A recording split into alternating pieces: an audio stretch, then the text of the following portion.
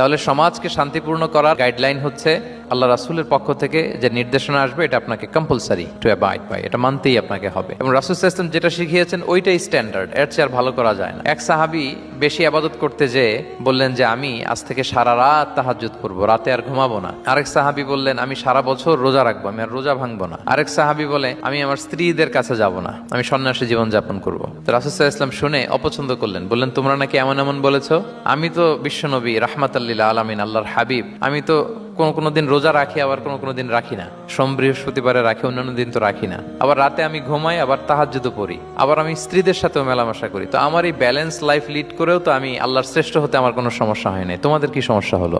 সুবহানাল্লাহ। দেখেন, ইসলাম খুব ব্যালেন্সড অ্যাপ্রোচে বিশ্বাস করে, ভারসাম্যপূর্ণ জীবন বিধান। তার মানে রাসূল সাল্লাল্লাহু আলাইহি ওয়াসাল্লাম যেটা শিখিয়েছেন ওইটাই স্ট্যান্ডার্ড। আপনি কি রাসূল সাল্লাল্লাহু আলাইহি ওয়াসাল্লামের চেয়ে বেশি মুত্তাকি হতে পারবেন?